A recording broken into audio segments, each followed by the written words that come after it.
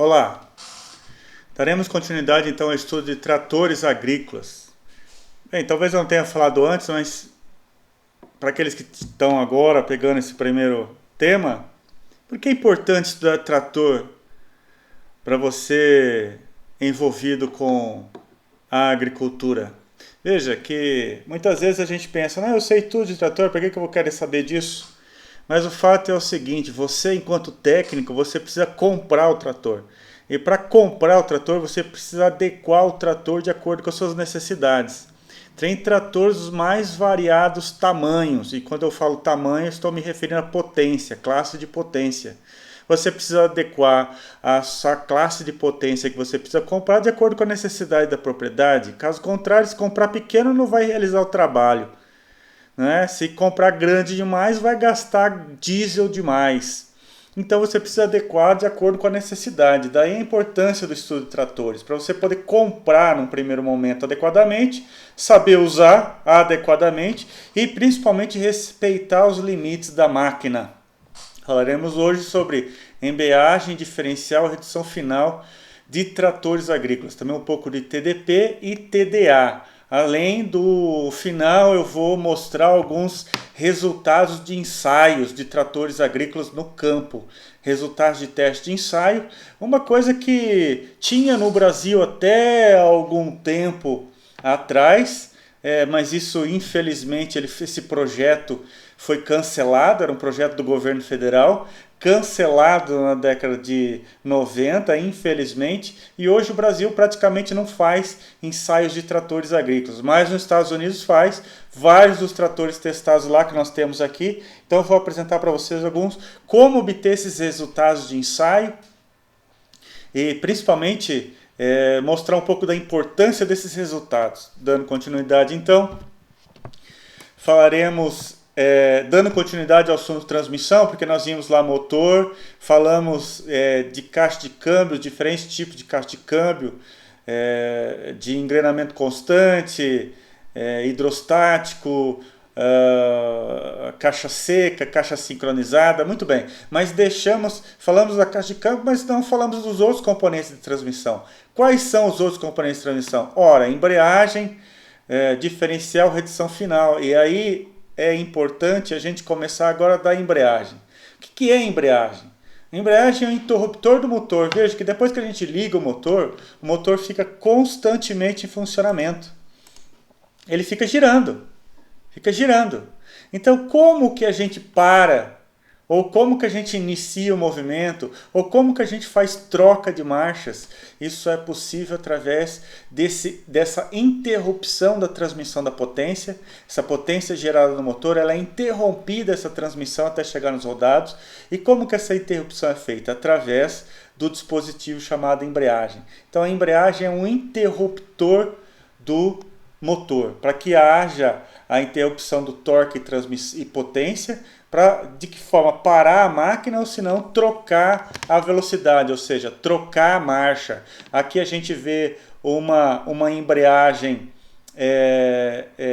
em trabalho, ou seja, transmitindo a potência, e essa outra embreagem debreada, ou seja, ela interrompe a passagem. A gente vê aqui que o disco de embreagem ela está livre, né? Aqui nós vemos o verdinho, é o volante do motor, esse verdinho está sempre em funcionamento, e aqui nós vemos o disco da embreagem, e essa aqui é a árvore primária, que leva lá para a caixa de transmissão, ou seja, a hora que a gente aciona a embreagem, desloca o disco da embreagem em função do atrito com o volante, para de haver o atrito, o volante fica girando em falso, e aí o disco fica parado. A gente vai ver isso no filme logo a seguir, mostrando com detalhes esse dispositivo. Veja como funciona.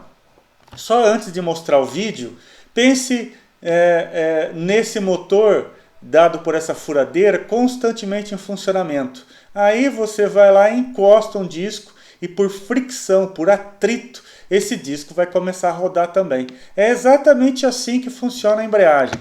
Vamos ver desse funcionamento. Agora, todos os vídeos que eu vou mostrar tem de quem é o vídeo aqui embaixo. Então eu não vou ficar falando, mas aqui está mostrando de quem é o vídeo. Observem aqui um conjunto de embreagem. Esse cinza é o volante do motor. E esse daqui é o platô. Do platô a gente vê que tem o... Não estamos vendo, mas vamos ver daqui a pouco, isso é a abertura. Vai ter um disco de embreagem aqui dentro. E esse platô ele vai pressionar o disco de embreagem contra o volante. Quando há o acionamento do pedal da embreagem, há aqui o acionamento desse rolamento que empurra os garfos, e esses garfos vão debrear, ou seja, interromper a ação do atrito, e automaticamente esse eixo primário que vai levar o movimento até a transmissão vai parar de rodar. Vejam em funcionamento. Então veja, tudo rodando, ninguém está pesando no pedal da embreagem, pisou no pedal da embreagem, empurrou aqui o platô, veja o que vai com os garfos do platô, veja o que vai acontecer aqui com o disco. Olha só, debreou, funciona. Agora vamos ver isso aqui em corte, né? De novo, vou rodar, olha só. Debreou, parou. Parou. E aí é possível trocar marcha ou a máquina para. Agora, como é que isso está acontecendo ali dentro? Veja. Tá vendo que há um disco de embreagem ali, ó? Vou parar aqui nesse momento que ele vai fazer a desmontagem desse mecanismo. Observem, saiu aqui o eixo primário, saiu aqui o rolamento que faz o acionamento desses garfos. Observem que nesse momento aqui, ó, o disco de embreagem sai. E esse disco ele estava friccionando aqui contra o volante. Esse aqui é o volante do motor. Vamos montar de novo. Olha só, volante do motor, disco de embreagem. O disco de embreagem ele funciona por atrito, ele não vai funcionar a menos que haja algum dispositivo que vai empurrar esse disco contra o volante. E quem é esse dispositivo? É o platô de embreagem que vai empurrar, não é? Olha assim, o platô ele tem molas e essas molas vão empurrar o disco contra o volante. E aí funciona tudo, a menos que alguém venha aqui e empurra. Então, a hora que eu aperto o pedal da embreagem, empurra aqui. Aí, olha só o que vai acontecer lá. Tá vendo? Empurrando aqui pelo pedal da embreagem. Esse atrito, ele é cessado, é parado. E aí para o movimento aqui no eixo primário. Então, é relativamente simples o funcionamento da embreagem. Ok? Embreagem aqui que vai contra o platô. Veja aqui agora, nessa continuidade, vamos ver por esse outro, a gente vai ver o funcionamento do eixo primário, a árvore primária que leva o movimento de rotação até a caixa de câmbio. Então aqui o platô funcionando, embreagem, o platô está funcionando, aqui o disco de embreagem, não é? Observem aqui que agora esse movimento leva até a caixa de câmbio, que eu mostrei agora há pouco. Ó, aqui existe essa placa de pressão que é o platô, que vai forçar o disco de embreagem contra, veja aqui que o platô é parafusado no disco, no volante, portanto ele tem o mesmo movimento rotativo, e a hora que nós acionamos a embreagem aqui, desloca o disco, e aí ele não vai ter atrito e para de fazer esse movimento que a gente está vendo aqui na caixa de câmbio, ok? Então, observem agora o funcionamento aqui do atrito, não é? Quando o platô é acionado. Então, eu acho que está simples, está mais que explicado, não é? Esse acionamento pode ser feito por cabo ou através de pressão hidráulica. Nesse caso, a gente está vendo um acionamento através da pressão hidráulica, né? Pressão hidráulica leva até um êmbolo aqui. Esse êmbolo é acionado e empurra aqui o garfo da embreagem, tá bem?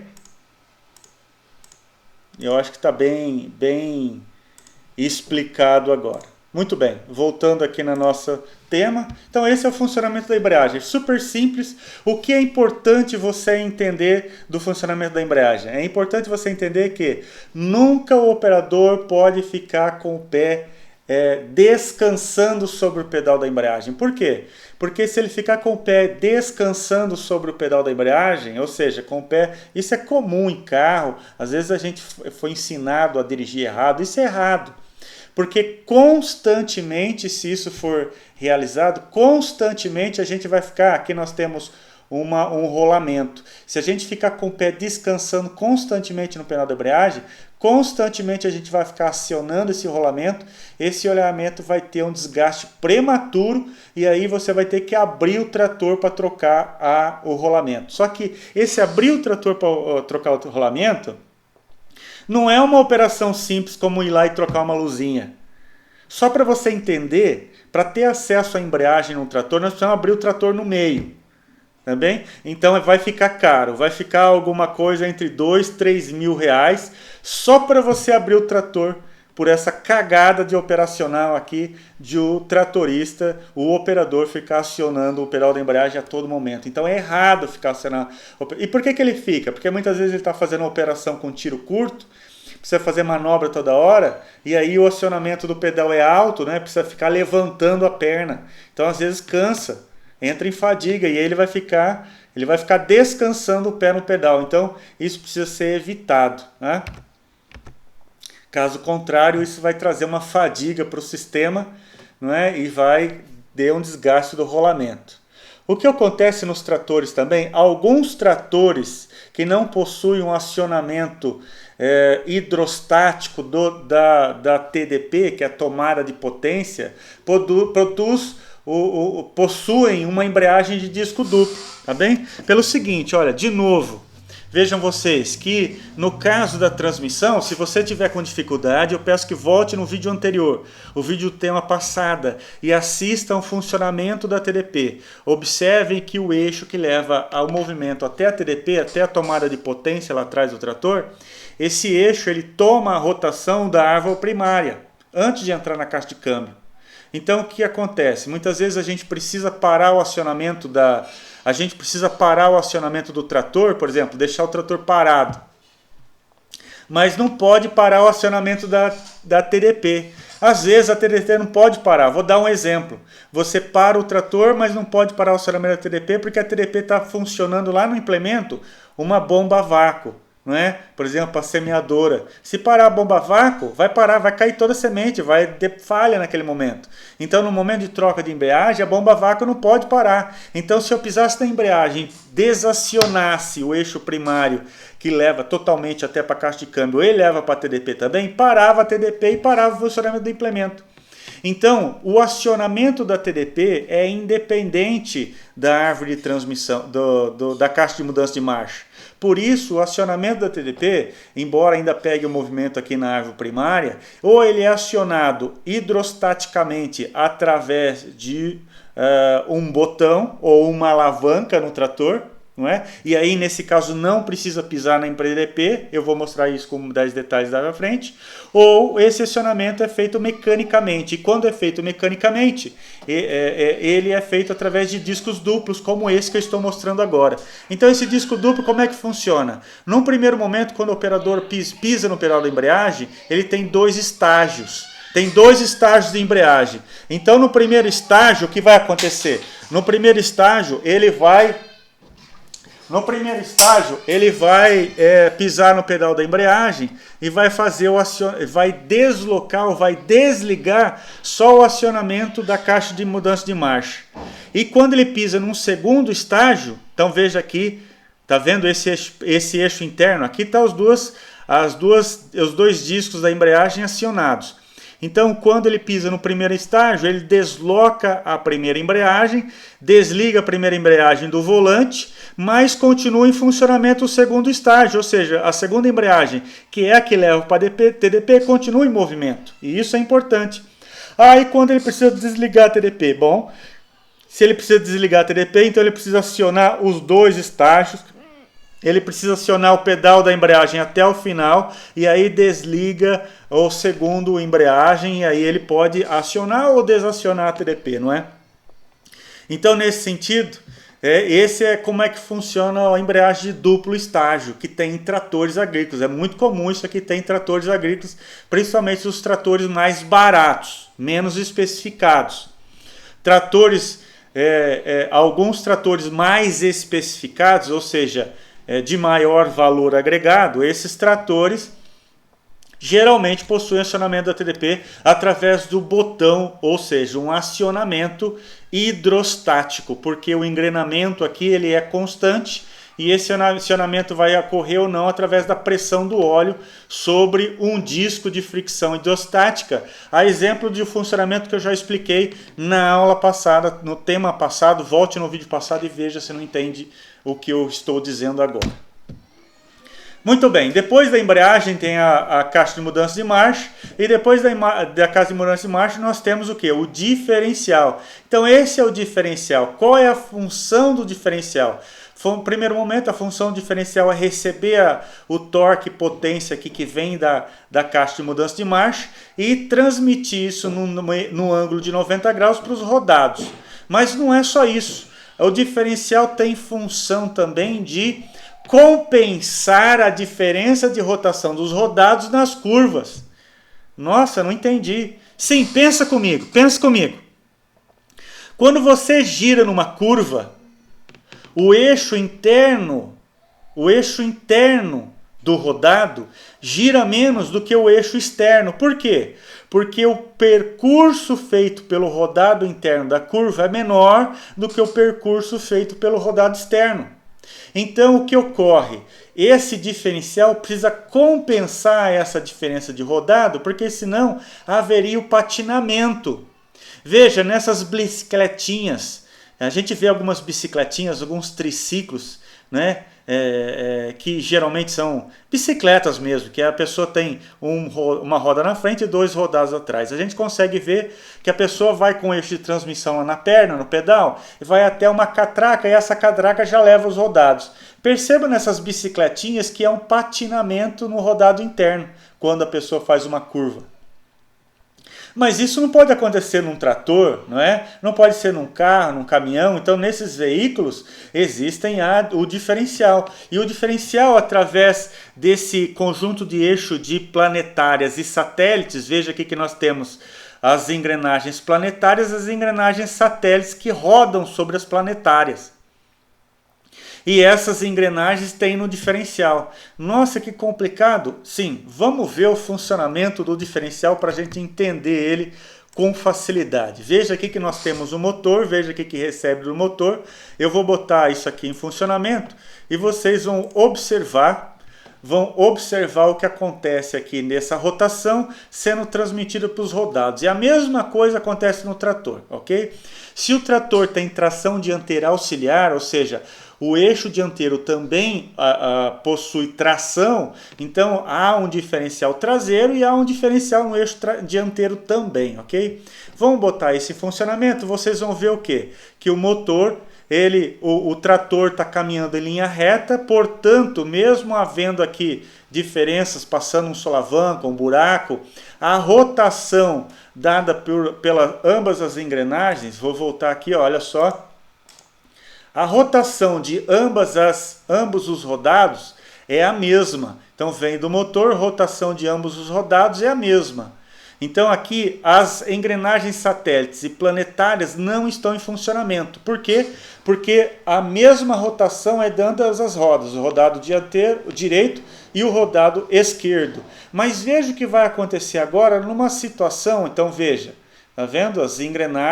Essas engrenagens rosa estão paradas, elas não estão rodando, não é? Em relação do movimento das planetárias, das satélites. Então o que está acontecendo? O diferencial está fazendo a transmissão em 90 graus e essa transmissão é a rotação de um eixo é o mesmo da rotação do outro eixo. Veja quando a gente freia, ou seja, quando a gente faz uma curva para a direita nesse caso. Fazendo uma curva para a direita, a rotação do eixo interno é menor e essa rotação é distribuída, ou seja, ela é duplicada para o outro em questões proporcionais de rotação. Ou seja, proporcionalmente, se um rodado para, veja que ele está parado, essa rotação então ela é transmitida para a rotação externa, para o rodado externo. E aí o rodado externo gira mais rápido. Isso foi uma grande sacada do desenvolvedor disso, ainda nos primórdios do final do século XVIII, uma grande sacada da pessoa que inventou esse sistema de diferencial, não é? Porque veja o que acontece agora, eu vou dar uma parada, não é? O que aconteceria ao invés de haver maior atrito, porque aqui, o que acontece nesse rodado interno da curva? Há um maior atrito do rodado interno da curva com o solo, e aí esse atrito vai aumentar a fricção, vai diminuir a rotação do rodado e vai transmitir para o rodado externo. Mas vamos pensar agora em uma situação inversa, ou seja, o rodado externo, esse rodado, vamos pensar agora que ele passou numa poça de lama. Ora, a poça de lama tem menor atrito. E aí aqui está na terra, no solo duro, vai ter maior atrito. E vai acontecer o quê? Vai frenar esse rodado externo, esse outro rodado, e aí esse outro rodado aqui da direita, que está na lama, por ter pouco atrito, ele vai ficar rodando sobre o seu próprio eixo. Não é? Então, em tratores agrícolas, possui um dispositivo fundamental que se chama bloqueio do diferencial. E o bloqueio diferencial faz o quê? Coloca uma trava aqui, é como se a gente colocasse uma chave de fenda aqui travando, não deixando essas engrenagens planetárias, satélites, rodarem sobre as planetárias. Trava esse movimento relativo. Então, se não há esse movimento relativo, mesmo que esse rodado esteja na poça de lama, ainda assim, como não vai haver rotação relativa de um rodado para o outro, o rodado externo vai continuar tendo rotação e aí o rodado externo vai tirar o trator dessa posição de atolamento. Entendeu? Então esse dispositivo chama bloqueio do diferencial, que a gente vai ver mais para frente ainda nessa preleção, tá bem? Então veja aqui, ó, bloqueio diferencial, rodado externo. Entrou numa zona de lama, num barro, não é? Ou não diminuiu o atrito. Diminuiu o atrito, automaticamente ele vai ficar girando mais rápido. Por quê? Porque se há atrito no rodado no outro eixo, esse outro tipo vai fazer essa engrenagem planetária parar, os satélites vão rodar e vai jogar a rotação para o outro. E aí o rodado que está na lama vai girar em falso. Então, em tratores é muito comum entrar em situações de lama. Por isso, em tratores existe esse dispositivo que não tem carro, que se chama bloqueio do diferencial. Ou seja, ele impede o movimento relativo entre satélites e planetários. A hora que você aciona, trava esse movimento, como se a gente colocasse um parafuso aqui travando esse movimento relativo, e aí vai fazer com que esse trator saia dessa condição de atolamento. Mas atenção! Atenção! Como é que se usa esse dispositivo? Esse dispositivo só pode ser usado quando a gente esterça o volante do trator para frente e não faz movimento relativo. Ou seja, se eu esterçar a máquina, está patinando demais, vou acionar o bloqueio diferencial constantemente durante a operação normal em campo, sem ser uma condição de atolamento, de emergência, você vai estragar o diferencial. Ou seja, não aciona o diferencial a menos que você vire o volante para frente, reto, e assim que sair dessa posição de atolamento, desligue o bloqueio diferencial, ok? Não pode trabalhar com o bloqueio acionado constantemente, vai estragar o diferencial, tá bom? Então, bloqueio diferencial, veja aqui, com um desenho mais esquemático, mas eu acho que está claro que existe a alavanca de bloqueio. A alavanca trava o movimento relativo e aí ao travar o movimento relativo vai rodar, vai funcionar só como a coroa e o pinhão do diferencial, tá bem? Acho que ficou claro isso no vídeo agora há pouco. Tá? E depois do diferencial nós temos a redução final. Então aqui nós temos o diferencial. Esse diferencial possui um eixo, veja aqui, ó, esse eixo que leva para o rodado. Então esse conjunto que eu estou apontando agora, ó, esse apontamento agora é a redução final. O que é a redução final? É a última chance do trator de aumentar o torque, elevar o torque.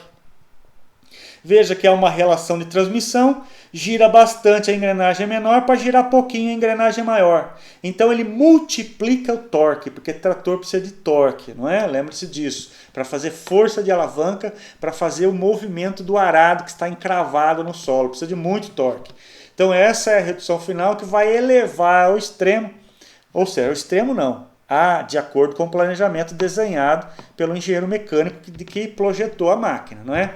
Então essa redução final, uma engrenagem pequena, gira uma engrenagem grande, ou seja, rotação, rotação, rotação, para girar pouquinho. Só que ao diminuir a rotação, multiplica na mesma proporção o torque.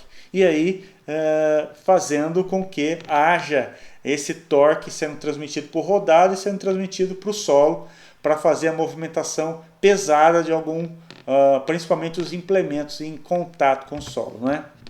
Outro exemplo de redução final, esse é um exemplo que existe nos tratores mais antigos. A gente vê uma bolota lá atrás no eixo rodado traseiro do trator. Nos tratores mais atuais, é uma redução final que possui um eixo menor interno e através de engrenagens satélites e paraplanetárias, tá bem?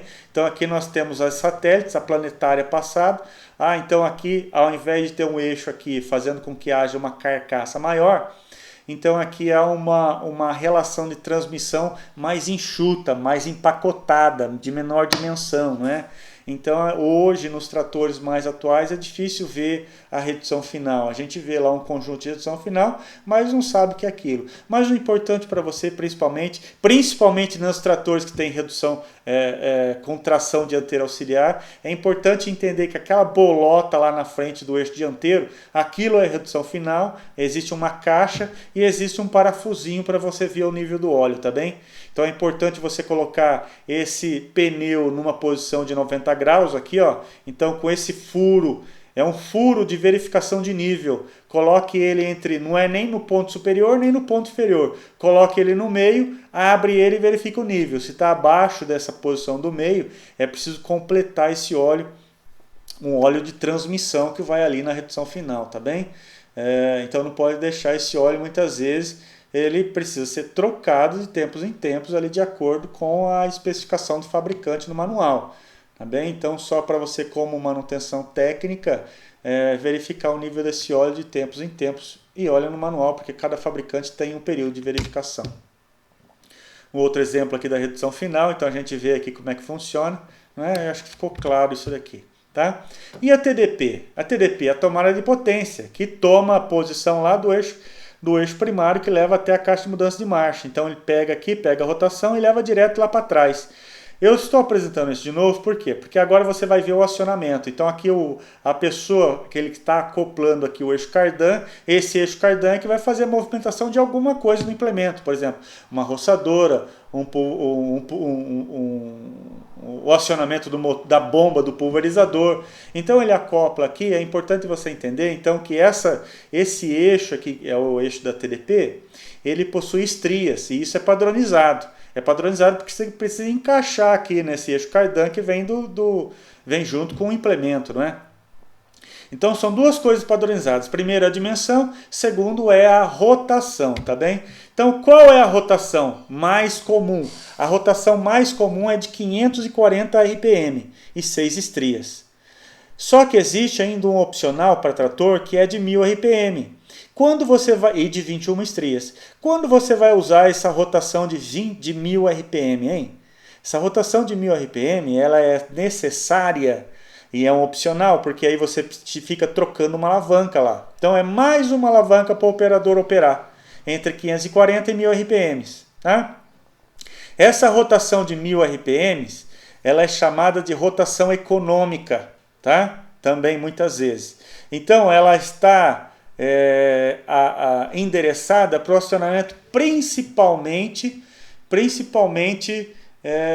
de picadores de forragem, chamada forrageiras, entre aspas, tá bem?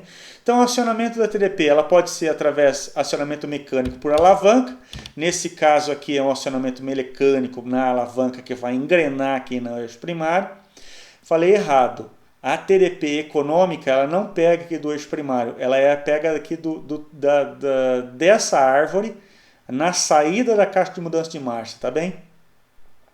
Então essa é a TDP econômica, o ponto de acionamento é engrenado aqui, tá? Na TDP de 1000 RPMs, E a TDP econômica é bom para quem? É bom quando você vai acionar um pulverizador, vai trabalhar com uma rotação menor do que a rotação nominal de 1900 RPM, 2000 RPM. Então, ao invés de trabalhar 1900 RPM para tirar 540 rotações na TDP, se colocar uma TDP econômica, você pode trabalhar com uma rotação variável, aí, diminuindo a rotação do motor, economizando combustível.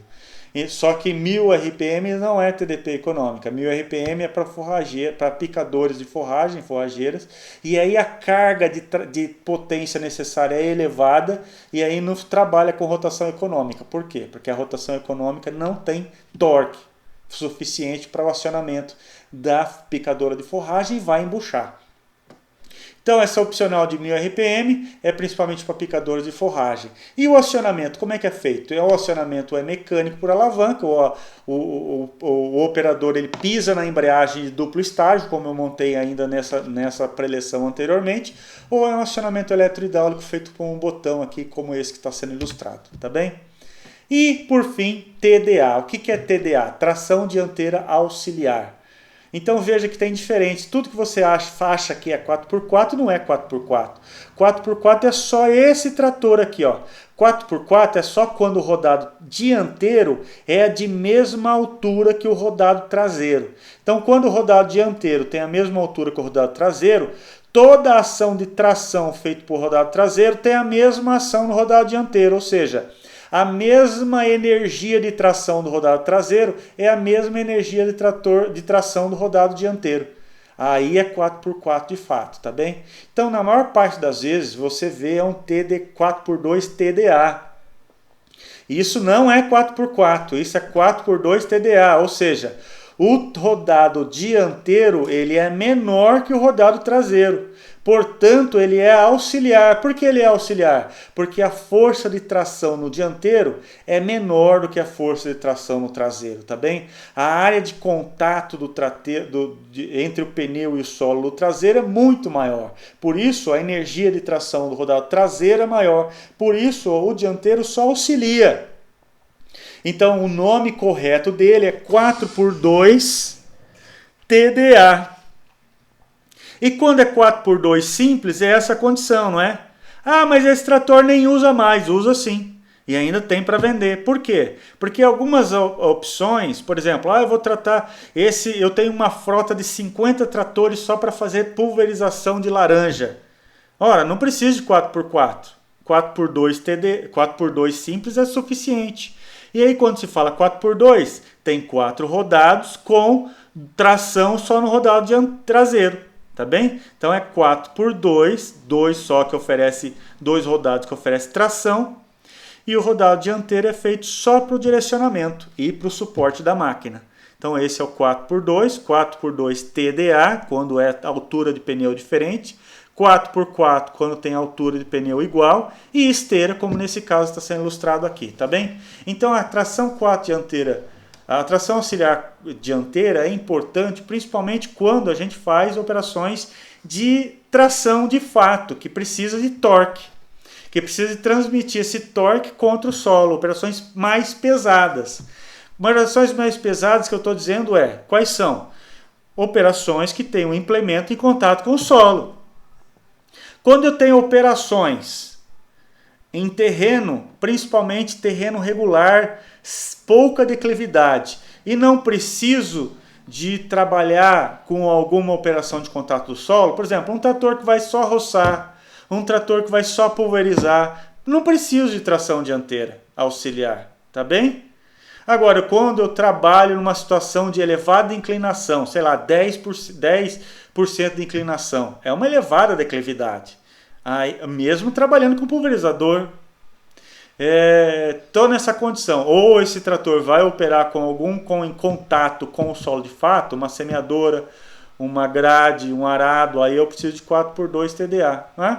E esses 4x4 são tratores mais específicos, geralmente vendidos no mercado brasileiro só de alta potência, acima de 250 cavalos, e são situações de tratores que vão operar principalmente com trabalhos mais pesados em contato com o solo. E aí eu digo quais são os trabalhos desses contato com solos pesados. operações de preparo de solo, todas as operações de preparo de solo e semeadoras. E aí, veja que quando você tem um trator 4x2 TDA, além do diferencial traseiro, também tem um diferencial dianteiro, como eu comentei agora há pouco, tá bem? E em alguns casos, em tratores mais especificados, existe um controle de tração, que é um dispositivo opcional que faz o monitoramento do patinamento ou a patinagem do trator, e aí com isso, em função do patinamento, a perda de rendimento. E aí esse controle de tração vai monitorar o patinamento e ele vai ou informar para você. Por quê? Porque ele tem um radar. Além do sensor de pulso, vai contar o pulso da movimentação da roda. Ele conta pulso. E isso é sem patinar. E o radar, ele desconta o patinamento, porque ele mede a velocidade real de fato. Então, velocidade teórica com patinamento, velocidade real sem patinamento, diferença entre as duas velocidades, patinamento. Então esse monitoramento permite eu mostrar ao operador e falar para ele que está com elevado patinamento e ele vai ter que atuar de alguma forma. Exemplo. Aí ele vai ter que aumentar o lastro do trator. A gente vai ver um tema específico de lastreamento de trator mais adiante. Ou em tratores mais especificados, ele vai fazer o quê? Ele vai fazer uma atuação direto sobre a transmissão, por exemplo, reduzindo marcha. Porque ao reduzir marcha, dá mais tempo de contato de atrito com o solo e tende a reduzir o patinamento. E às vezes a gente vê o ensaio de patinamento. Como é que a gente faz, só para finalizar, ensaio de tratores, hein? Para monitorar a potência líquida do trator, porque veja, isso é um ponto muito importante do tema de hoje, hein? Uma coisa é quando a cavalagem que você compra, trator de 120 cavalos. Esse 120 cavalos é líquido para puxar o implemento? Não. Não. Existe uma perda de rendimento nessa transmissão, tanto em cada ponto onde há relação de transmissão, há perda de rendimento. Há perda de rendimento da embreagem, porque há um certo patinamento, por pequeno que há patinamento da embreagem. Há uma perda de rendimento em cada relação de transmissão da caixa de mudança de marcha. Há uma perda de rendimento no diferencial, há uma perda de rendimento na redução final e há uma perda de rendimento do atrito do pneu com o solo. Então, todos esses pontos de perda de rendimento significam que o seu trator de 120 cavalos, parceiro, seu trator de 200 cavalos, parceiro, não tem 200 cavalos aqui atrás para puxar implemento. Isso significa o quê? Se você ter um trator, se você comprar um implemento que precisa, sei lá, de 70 cavalos de tração, esses 70 cavalos é a potência líquida que você precisa, tá bem? Então, esses 70 cavalos é a potência líquida, descontando todas as perdas aqui das relações de transmissão. Então, via de regra, isso é uma regra, a potência bruta do e mais, hein? Vou te contar mais. Na hora que o fabricante mede a potência bruta do trator do motor, ele coloca só o motor no dinamômetro, ele não coloca o trator inteiro. Ou seja, e ainda ele vai ligar como se fosse uma pessoa em cima de uma máquina. Ele vai desligar tudo, ele vai desligar a ventoinha, ele vai desligar a bomba d'água, toda a bomba d'água vai ser por um dispositivo suplementar jogando água dentro do motor. Então vai ser só a operação de combustão mesmo, de fato. Tá? Colocando no dinamômetro. Então aqui a gente vê um carro dinamométrico. Por isso, né, quando a gente faz um ensaio de trator, o que a gente faz? Coloca o trator puxando um carro dinamométrico. O que é um carro dinamométrico? É um carro que tem freio, e aí esse freio vai frear o trator. E aqui tem uma célula de carga, e essa célula de carga vai medir a carga, a força que o trator está fazendo para puxar esse carro que está freando o trator. E ao mesmo tempo existe uma eletrônica aqui que ele vai medindo o consumo de combustível. Então ele vai medindo quanto está consumindo em cada ponto de carga que o trator está fazendo para cada marcha. Para isso ele gera uma tabela como essa. Essa tabela, bastante antiga, porque é da época do Brasil ainda que fazia esses ensaios, lá na Fazenda Ipanema, que hoje não existe mais, existe a fazenda, não existe o ensaio. O ensaio do Seneia. Se você for ainda em bibliotecas mais antigas, se você for na biblioteca, em qualquer biblioteca de uma Unesp, qualquer biblioteca de uma Viçosa, da Unicamp, de Piracicaba, da Exalc, essas bibliotecas agrícolas, de áreas agrícolas, né, vão ter lá relatórios do Seneia, mostrando, por exemplo, esse é um ensaio que foi feito de um Valmet 88, um trator mais antigo que tinha um motor MWM 229.04. Esse ensaio foi feito, veja, em 1985. Mas ainda existe. Se você for ainda querer usar esse mesmo motor MWM nessa especificação, isso aqui ainda é válido. Eu estou mostrando isso aqui para mostrar a importância do que nós perdemos no Brasil, que ainda tem nos Estados Unidos, e essa informação você pode obter lá fora ainda, tá? Vai estar em inglês, mas aí se vira e traduza no Google. Então veja que para cada... aqui nós temos aqui, ó, relações de várias rotações e as informações, rotação do motor, 2.300 e 1.800. Na TDP foi medido tanto de rotação, veja que a rotação nominal desse motor MWM é 1.860 para dar 540 RPM, e aqui ele mediu o tanto de combustível que foi, ó, consumo de combustível específico em gramas por quilowatt-hora e gramas por CV-hora. Quantas gramas de combustível foi consumida por CV disponível do trator, que ele tem 88 CV, né, vezes... por uma hora, né? E aí, veja, no ensaio A, B, C, D, esses ensaios, ele foi colocando carga aqui no carro dinamométrico e foi vendo os consumos, ó. Veja que o consumo foi nessa posição de carga com 45% do torque na potência máxima, o consumo foi de 321. Aí aqui, ó, quando ele colocou o torque obtido na potência máxima foi 260. 21% do torque na potência máxima aumentou o consumo. Então, tá vendo? Como o consumo varia em função do torque que você coloca para o trator operar. E aí ele vai gerar gráficos como esse, ó. Gráfico que mostra aqui, ó, o 1. O que é o 1? É a curva de potência na máxima potência da TDP. Foi aumentando a rotação e foi medindo o consumo de combustível. Tá vendo?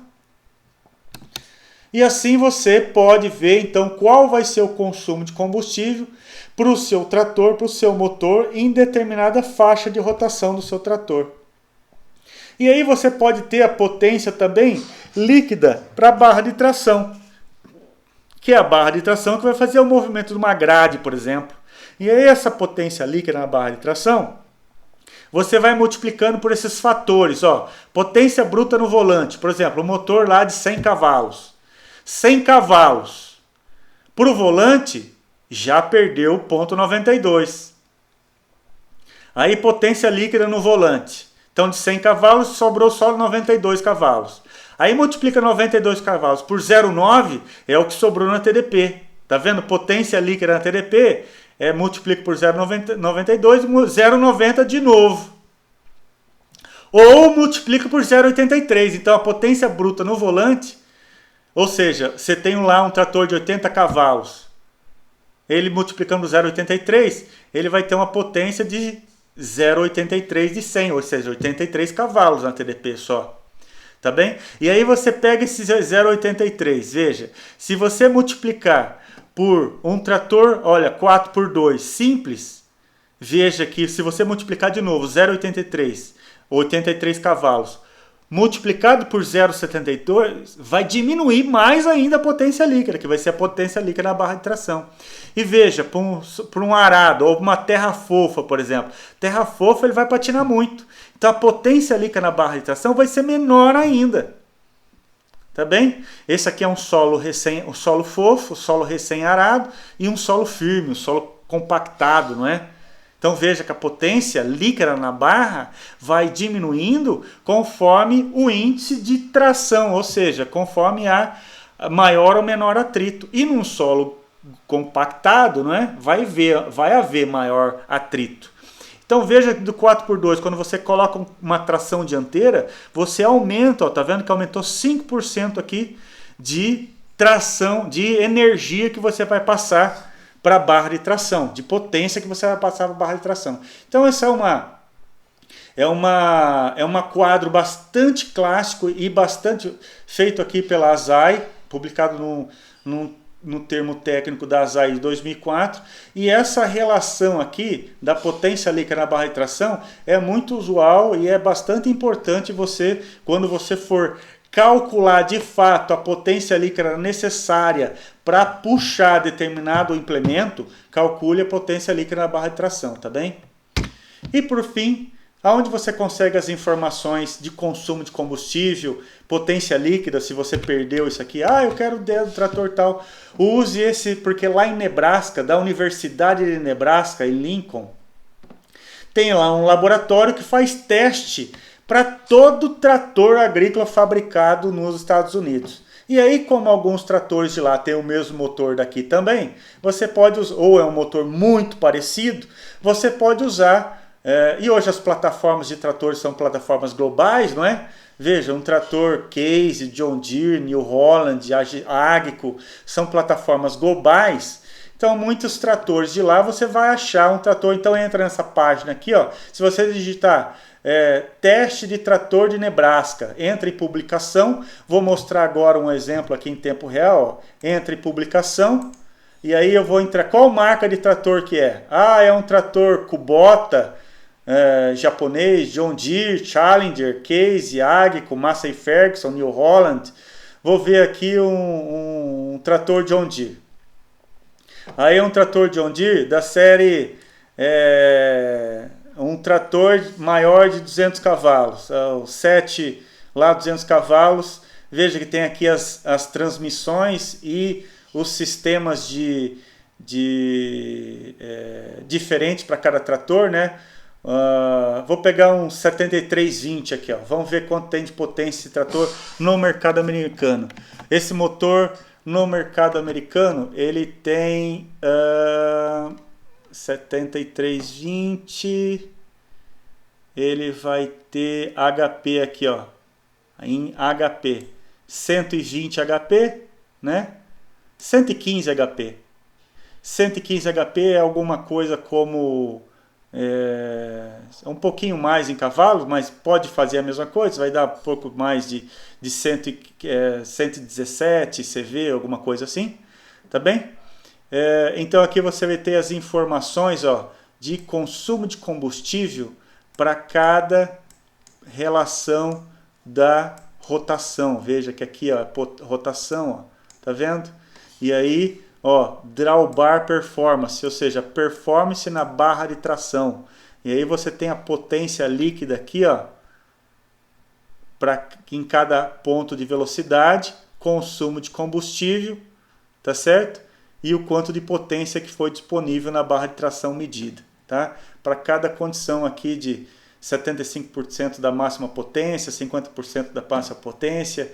E esse é um relatório que tem para todo trator, tá? E você pode pegar lá. Tá? Nesse ponto, só voltando, desse laboratório de avaliação de trator de Nebraska, tá bom? Espero ter sido proveitoso, obrigado e até mais.